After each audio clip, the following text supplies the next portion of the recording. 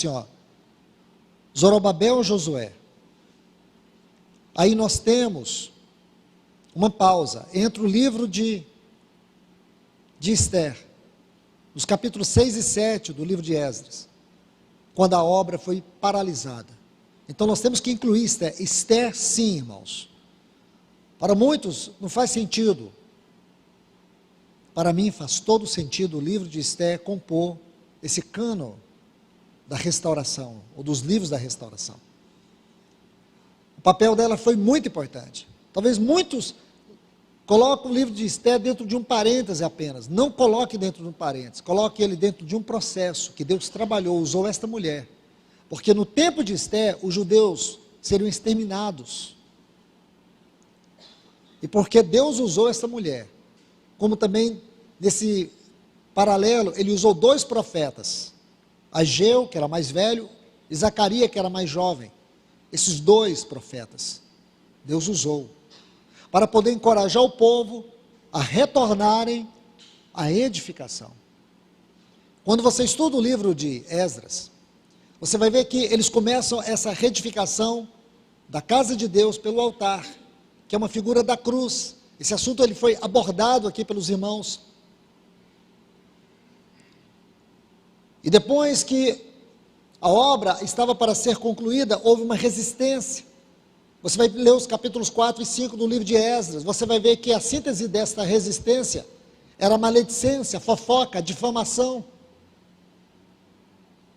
E você vai ver que 2 coisas pesaram como instrumentos do diabo para impedir que essa obra avançasse.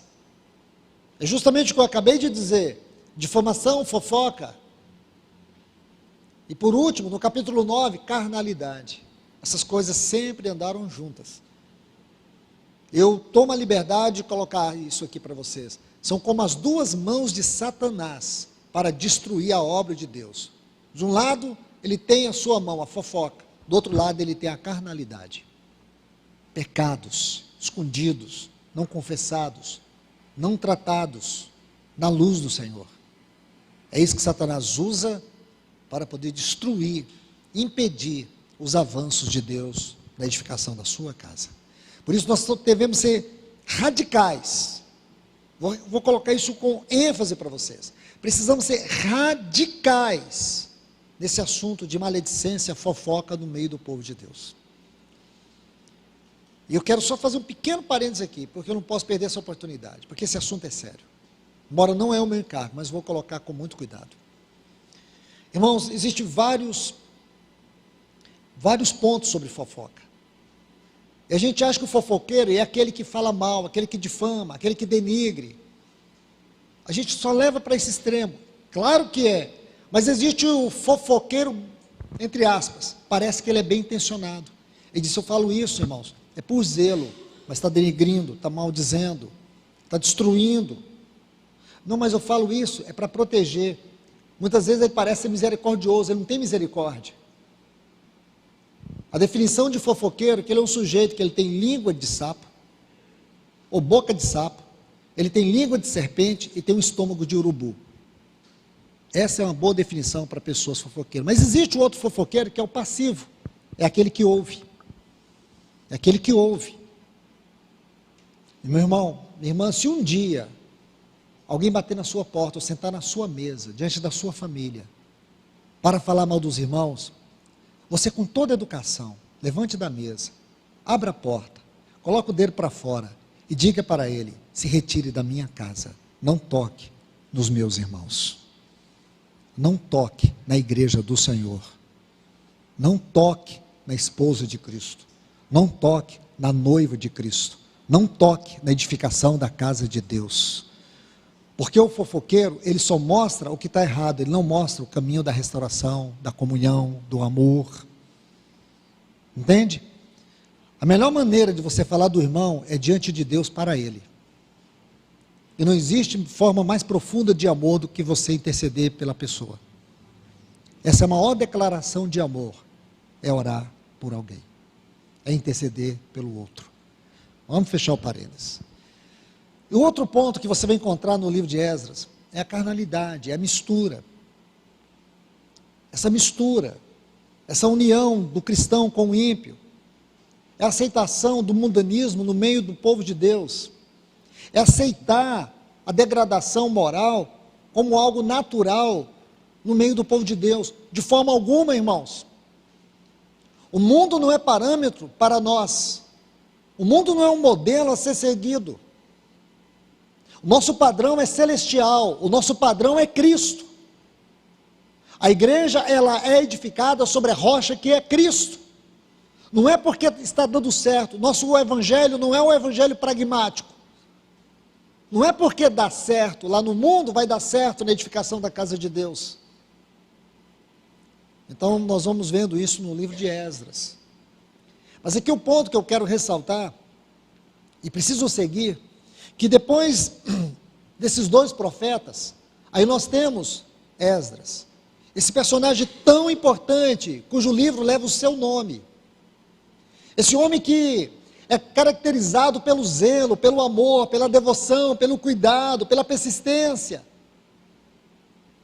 Esdras. É isso que você vai ver nesse homem. Aí por último nós temos, não por último, ainda precisa acrescentar dois. Você tem Neemias. Neemias também faz parte aqui e é outro personagem tão importante quanto Esdras. Em Neemias nós vamos ver um homem resiliente. Nós vamos ver um homem que tem coragem. Um homem que sabe planejar bem as coisas para o propósito, para o bem do propósito de Deus. Um homem que não se deixa levar pelo cansaço. Um homem que é caracterizado pela diligência. Esse é Neemias. Um homem que tem um coração quebrantado. Imagine que a sua vida muda depois que ele faz uma pergunta. Uma pergunta muda a trajetória, muda os seus sonhos, muda os seus objetivos, muda toda a sua história. Uma pergunta: como está a cidade de Deus? Como está o povo de Deus? Neemias deveria ser, irmãos,